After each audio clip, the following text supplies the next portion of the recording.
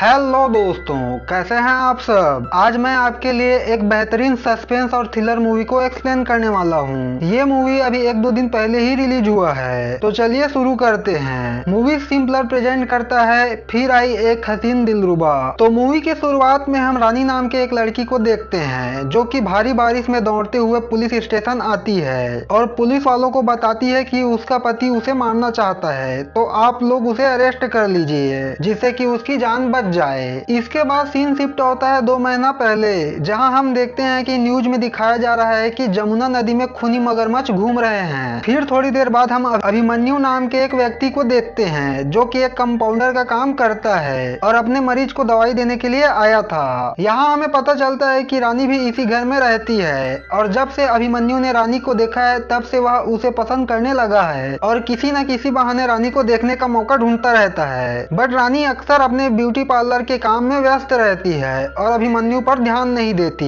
एक दिन रानी beauty parlour चली जाती है लेकिन अपना कुछ सामान घर में ही भूल जाती है और इसके जस्ट बाद इस घर में अभिमन्यु अपने पेशेंट को दवाई देने के लिए आता है और यह पेशेंट कोई और नहीं बल्कि उसी घर की मकान मालकिन होती है जो कहती है कि रानी कुछ सामान भूलकर चली गई है, इसलिए वह उसे देकर आने को कहती है। अब क्या था, अभिमन्यु को तो मौका मिल गया था रानी को देखने का और वो तुरंत उस सामान को लेकर रानी से मिलने चला जाता है। अब सामान को लेकर रानी उसे थैंक यू बोलती है और उसे कहती है कि वह उसे कुछ देर बाद बात करेगी क्योंकि वो अपने ब्यूटी पार्लर में व्यस्त है और इसके बाद वह अपने काम में लग जाती है। अभिमन्यु उसका इंतजार करता रहता है, बारिश भी होने लगती है लेकिन फिर भी वह वहीं पर बैठा रहता है, जिससे कि हम समझ पाते हैं कि अभिमन्यु रानी के लिए कितना पागल है। अब जब रानी की नजर पड़ती है तो छत्ता लेकर वो उससे मिलने के लिए आती है। तब अभिमन्यु उसे डायरेक्ट फ्राइडे को मूवी देखने को चलने को कहता है। अब इस बात से रानी थोड़ा अचंभित हो जाती है और उसके मुंह से जी शब्द निकलता है, लेकिन अभिमन्यु उसे हाँ समझ लेता है और वहां से चला जाता है। फिर यहीं पर हम रिशु को देखते हैं जिसे रानी देख लेती है और उसके पास जाने लगती है। इसके बाद हम रिशु के लाइफ को देखते हैं जिसमें उसने अपने प्यार के लिए अपने एक हाथ को खो दिया और अब पुलिस से छुपते हुए गुमनामी की जिंदगी जी रहा है। उसकी कोशिश है कि वो और रानी दोनों किसी तरह इस दोस्त को छोड़कर थाईलैंड भाग जाए और वहां अपनी लाइफ बिताए। इसके लिए वो छुपकर एक ट्रेवल एजेंट के पास जाता है जिसका नाम गुड्डू होता है और उसे अपने और रानी के लिए पासपोर्ट बनाने को कहता है। तब गुड्डू उसे कुछ दिनों का समय मांगता है। इसके बाद हम रिशु के घर को देखते हैं और वो यहाँ किराए में रहता है। उसके मालकिन का नाम पूनम है जो मन ही मन रिशु से प्यार करती है और उसके साथ जिंदगी बिताना चाहती है। बट रिशु जो है रानी से प्यार करता है इसलिए वह पूनम से दूर रहता है। इसके अगले दिन रिशु रानी से मिलता है और उसे ट्रेवल एजेंट गुड्डू के बारे में बताता है और साथ ही साथ बताता है कि वो दोनों 2 महीने के बाद थाईलैंड पहुंच जाएंगे। यहाँ पर रानी भी रिशु को अभिमन्यु के बारे में बताती है कि वो उसके लिए कितना पागल है। इसके बाद फ्राइडे का दिन आ जाता है और हम अभिमन्यु को देखते हैं जो रानी के साथ मूवी देखने को जाने के लिए तैयार हो रहा था और वो थिएटर भी पहुंच जाता है। साथ ही साथ वहां की सारी टिकट खरीद लेता है और इसके बाद वो रानी का इंतजार करने लगता है। बट इधर रानी और रिशु इंटीमेट हो रहे होते हैं और उधर अभिमन्यु को इंतजार करते हुए काफी समय हो जाता है, लेकिन रानी नहीं पहुंचती और इसलिए अभिमन्यु तुरंत रानी के घर पहुंच जाता है। अब यहाँ रानी अभिमन्यु से माफी मांगती है बट अभिमन्यु माफी के बजाय नेक्स्ट फ्राइडे को मूवी देखने को चलने को कहता है, जिस पर रानी उसे हाँ कर देती है। इसके बाद हम रानी और रिशु को मार्केट में देखते हैं और यहाँ रानी रिशु को अभिमन्यु के बारे में सारी बात बता रही होती है, लेकिन तभी यहाँ एक चोर आता है और रानी के पर्स को लेकर भाग जाता है। रिशु उसका पीछे करने लगता है बट रास्ते में उसे पुलिस दिखाई देता है, जिसके बाद वो वापस आ जाता है। पुलिस इंस्पेक्टर उस चोर को पकड़ लेते हैं और कुछ दिनों में रानी का पता लगाकर रानी के घर में आते हैं और यहाँ हमें पता चलता है कि असल में वो इंस्पेक्टर कोई और नहीं बल्कि किशोर है जो कि इसके पहले की मूवी में रिशु का केस हैंडल कर रहा था। यहाँ किशोर जब रानी से मिलता है तो उसे शक होता है कि शायद रिशु जिंदा है और वो दोनों इसी शहर में आए होंगे।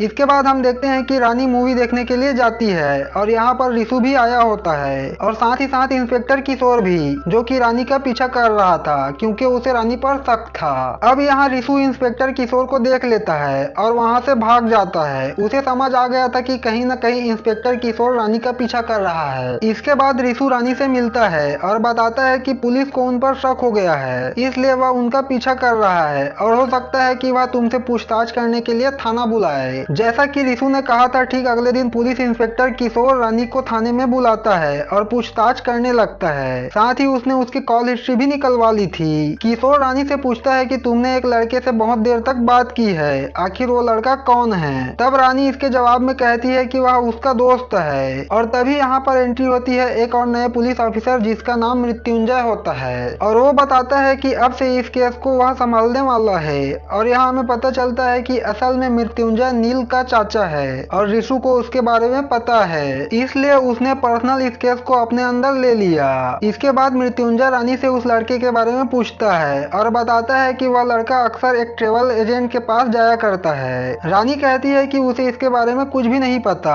तब मृत्युंजय कहता है कि वो जानता है कि रिशु जिंदा है और इसी शहर में है और साथ ही वो उसे जल्दी से पकड़ भी लेगा। रिशु को भी समझ आ गया था कि पुलिस वाले उसे ढूंढ रहे हैं और एक दिन वह देखता है कि ट्रेवल एजेंट गुड्डू को भी पुलिस वालों ने अरेस्ट कर लिया है। इसके बाद पुलिस वाले पूरे शहर में फैल जाते हैं और उसको ढूंढने लगते हैं। साथ ही तलाश करते हुए उसे पूनम के बारे में पता चलता है और उसके घर पहुंच जाते हैं और रिशु के बारे में पूछताछ करने लगते हैं। वैसे तो पूनम रिशु के बारे में ज्यादा नहीं जानती, लेकिन फिलहाल वो पुलिस वालों को कुछ नहीं बताती क्योंकि वो रिशु से प्यार करती है। इसके बाद पुलिस वाले वहां से चले जाते हैं। अब रात के समय रिशु छुपते हुए रानी के घर जाता है और उससे मिलता है और बताता है कि ट्रेवल एजेंट गुड्डू को अरेस्ट कर लिया गया है और अब वो लोग थाईलैंड नहीं जा सकते। साथ ही साथ रिशु समझ गया था कि अब उसकी जिंदगी में कुछ भी नहीं बचा और रानी से कहता है कि वह कल सुबह पुलिस वालों के सामने सरेंडर कर देगा।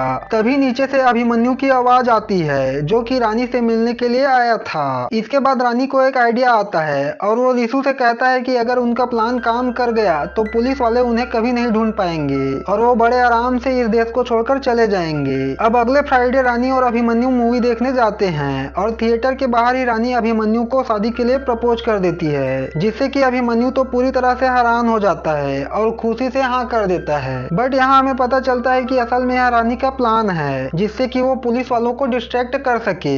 इसके बाद ही रानी जो है अभिमन्यु से शादी कर लेती है, लेकिन कहीं न कहीं रिशु को यह बात पसंद नहीं आती। अब सुहागरात के दिन अभिमन्यु रानी के पास आने की कोशिश करता है, लेकिन रानी जानती है कि उसने ये शादी सिर्फ मजबूरी में किया है, इसलिए वो अभिमन्यु को अपने पास आने नहीं देती और अभिमन्यु को समझाती है कि वह अपना पहला प्यार नहीं भूल पाई और अभी इसके लिए उसे थोड़ा टाइम चाहिए। अभिमन्यु भी उसकी बात समझ जाता है और रानी को बताता है कि उसके परिवार के सारे लोग मर चुके हैं और तब से वो अकेला ही जी रहा है। एक रात रानी अभिमन्यु को दिनेश पंडित के बारे में बताती है क्योंकि वो उसकी बहुत बड़ी भक्त थी, इसलिए उसने उसकी सारी पुस्तकें पढ़ ली थी, लेकिन अभिमन्यु उसके बारे में कुछ नहीं जानता था। इसके बाद हम पूनम को देखते हैं जो कि खिड़की के पास खड़े रिशु के करीब आने की कोशिश करती है। अब यह सब दूर से रानी देख लेती है जो कि रिशु से मिलने के लिए आई होती है। इसके बाद रिशु दौड़ते हुए रानी के पास जाता है और उसे समझाने की कोशिश करता है कि पूनम और उसके बीच कुछ भी ऐसा नहीं है, लेकिन यहाँ पर रानी रिशु को एक दो बात सुनाकर अपने घर चली जाती है और इसके बाद वो अपना गम भुलाने के लिए बहुत सारा शराब पी लेती है और नशे की हालत में जाने अनजाने में अभिमन्यु को रिशु के बारे में सब कुछ बता देती है। अब यह सुनकर अभिमन्यु का दिल टूट जाता है। नेक्स्ट दिन अभिमन्यु रानी से रिशु को मिलवाने के लिए कहता है, जिसके बाद वो तीनों एक मेले में मिलते हैं और एक झूले में बैठकर बात करने लगते हैं। पूरी बात सुनकर अभिमन्यु उन दोनों को थाईलैंड जाने में उनकी मदद करने को तैयार हो जाता है। इसके बाद वो रिशु को लेकर क्लिनिक जाता है और उससे कहता है कि जब तक वो उसके पासपोर्ट और टिकट का इंतजाम नहीं करेगा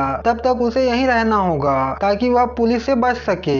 बेसिकली यहाँ पर रिशु को उसका नेचर कुछ अटपटा जरूर लगता है, लेकिन वो उसकी बात मान जाता है क्योंकि आखिरकार वो उसकी मदद कर रहा है। अब हम देखते हैं कि पूनम उन दोनों का पीछा कर रही थी और उसे पता चल गया था कि रिशु इसी क्लिनिक में है और अभिमन्यु के जाने के बाद वो रिशु के पास आती है। पूनम को देखकर रिशु तो थोड़ी देर के लिए घबरा जाता है, लेकिन वह उसे समझाते हुए कहता है कि कुछ दिनों बाद वह उसके पास आ जाएगा और यह सुनकर पूनम खुशी खुशी वहाँ से चली जाती है। अब इसके जाने के बाद वहाँ पर लल्लन नाम का एक व्यक्ति आता है जिसे रिशु नहीं जानता था। इसके कुछ समय बाद अभिमन्यु रिशु के लिए खाना लाता है और दोनों बात करने लगते हैं। यहाँ अभिमन्यु की बातों से रिशु समझ चुका था कि वह रानी के लिए पूरी तरह से पागल है और इसके बाद अभिमन्यु रिशु को बताता है कि एक जमीन के सिलसिले में उनके चाचा से लड़ाई हो गई थी, जिसके चलते उसने अपने चाचा के पूरे परिवार को खत्म कर दिया और साथ ही वह यह भी कहता है कि उसे जो भी चाहिए वह उसे लेकर रहता है और उसको धोखा देने वालों को वो खत्म कर देता है। यह पूरी बात सुनकर रिशु समझ जाता है कि अभिमन्यु कोई अच्छा आदमी नहीं है और वो अभिमन्यु के ऊपर हमला कर देता है, लेकिन अभिमन्यु रिशु पर भारी पड़ता है और क्लिनिक को लॉक करके लेके चला जाता है। इसके बाद वो रानी के पास जाता है और उसे घुमाने के लिए ले जाता है और यहाँ पर वह रानी से कहता है कि आज तक जिसने भी उसे धोखा दिया है वो उसे खत्म कर देता है। और साथ ही हमें यहाँ भी पता चलता है कि अभिमन्यु ने ही अपने फैमिली को खत्म किया था। इसके बाद रात के समय में हम अभिमन्यु और रानी को देख पाते हैं और उसी के घर पर ही हम दिनेश पंडित की बहुत सारी पुस्तकें देखते हैं, जिससे कि हमें पता चलता है कि असल में अभिमन्यु भी दिनेश पंडित का बहुत बड़ा भक्त है और इसलिए उसे समझ आ गया था कि रिशु और रानी क्या प्लानिंग कर रहे हैं। इसके बाद अभिमन्यु अचानक से रानी के सिर पर वार करता है और मारने की कोशिश करता है, लेकिन रानी किसी तरह बचते हुए पुलिस स्टेशन जाने लगती है। और दोस्तों यह वही सीन होता है जो मूवी की शुरुआत में रानी पुलिस स्टेशन आई थी। यहाँ पर रानी बताती है कि उसका पति यानी कि अभिमन्यु उसे मारना चाहता है और रिशु के बारे में भी बता देती है। साथ ही साथ यह भी बताती है कि अभिमन्यु ने ही अपनी फैमिली को खत्म किया था।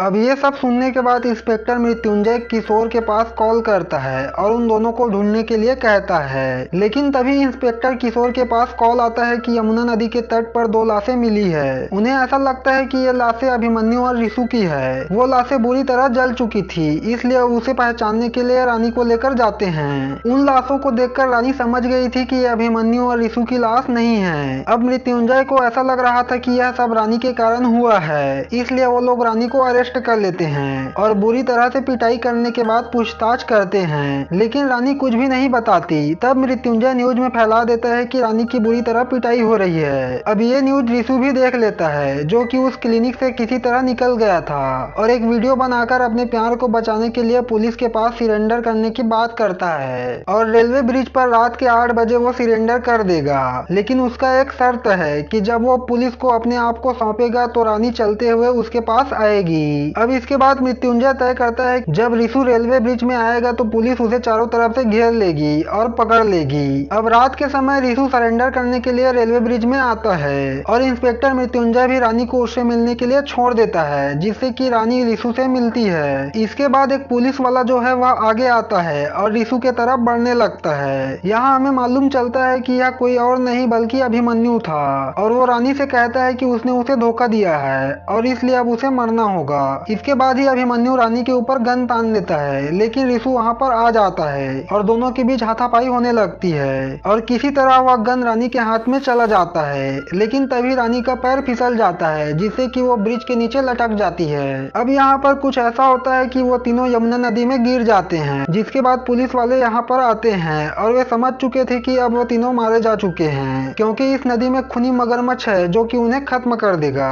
अब इस घटना को कुछ दिन बीत जाते हैं और इस केस को यहीं पर समाप्त करने की बात हो रही होती है, लेकिन मृत्युंजय को कहीं न कहीं लग रहा था कि वे तीनों बच चुके हैं और बताता है कि अभिमन्यु के दुकान के सामने सीसीटीवी कैमरे के द्वारा लल्लन नाम के एक सपेरे के बारे में पता चला है। अभिमन्यु ने इसके साथ ही मिलकर अपनी फैमिली को मारा था, लेकिन बाद में लल्लन जो है वो अभिमन्यु को ब्लैकमेल करने लगा था और जब वो अभिमन्यु के क्लिनिक में आया था तब से ही वो कहीं पर दिखाई नहीं दिया। मतलब साफ था कि लल्लन मारा गया। उससे पहले उसके क्लिनिक में पूनम नाम की एक लड़की आई थी जो कि रिशु से मिलने के लिए आई थी। अब पूनम तो घर चली गई थी, लेकिन उस दिन के बाद से उसका भी अता पता नहीं चला और शायद उसकी भी मौत हो चुकी थी। और नदी किनारे जो लाश मिला था वह और कोई नहीं बल्कि लल्लन और पूनम की ही लाश है। और इसके बाद अभिमन्यु के घर के सीसीटीवी फुटेज से मालूम चलता है कि 7 बजे के आसपास अभिमन्यु और रानी जो है वो घर पहुंचे और थोड़ी देर के बाद ही एक आदमी और अभिमन्यु के घर पहुंचा जो कि रिशु होता है। लगभग 10 बजे के आसपास रानी रोते हुए पुलिस स्टेशन आती है, तो रानी के जाने के बाद रिशु और अभिमन्यु जो है वो दोनों स्कूटी लेकर एक साथ निकले थे और उन तीनों ने मिलकर कुछ न कुछ प्लानिंग जरूर किया होगा।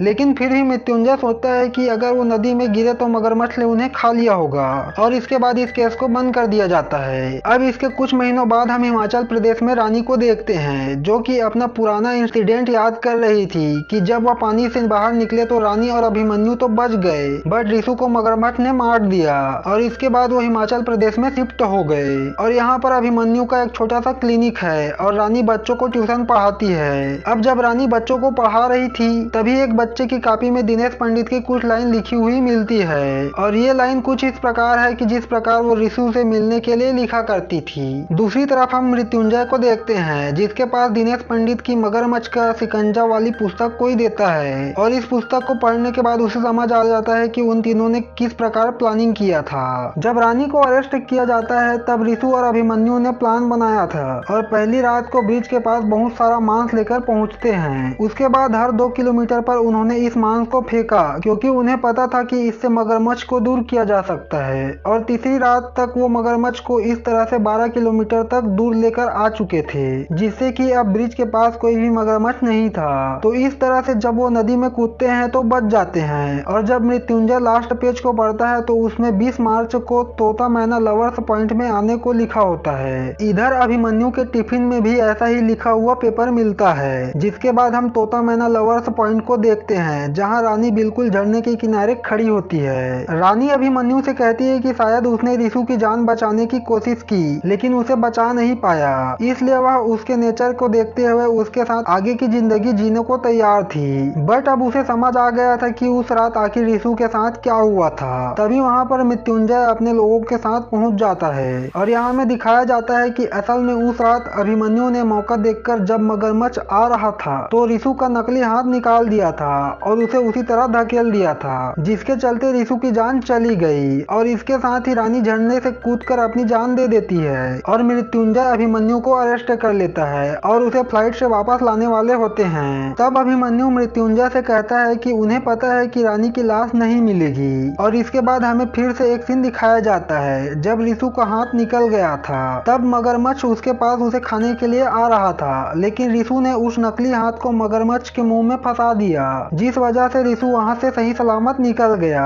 और वो जानता है कि उन दोनों ने ही मिलकर मृत्युंजय और अभिमन्यु को उस झरने के पास बुलाया था। और यहाँ हमें पता चलता है कि असल में रानी जब उस झरने से गिरती है तो वो बच जाती है, जहाँ पर रिशु उसका इंतजार कर रहा होता है। और इस तरह से उन्होंने अभिमन्यु को भी अरेस्ट करवा दिया और वो दोनों एक साथ भी हो जाते हैं। लास्ट में अभिमन्यु बताता है कि असल में वो दिनेश पंडित का भक्त नहीं बल्कि दिनेश पंडित का बेटा है। और इसी के साथ यह मूवी यहीं पर खत्म होती है। तो दोस्तों मुझे लगता है कि इसका तीसरा पार्ट भी आ सकता है, जिसमें दिनेश पंडित के बेटे यानी कि अभिमन्यु फिर से एक दमदार किरदार में नजर आ सकते हैं। तो दोस्तों आपको यह स्टोरी कैसी लगी कमेंट जरूर कीजिए, साथ ही लाइक और शेयर भी कीजिए। और ऐसे ही नए वीडियो देखने के लिए हमारे चैनल को सब्सक्राइब कर लीजिए, जिससे आपको नोटिफिकेशन मिलता रहे। तो मिलते हैं एक नई मूवी के साथ। तो अभी के लिए थैंक यू फॉर वॉचिंग।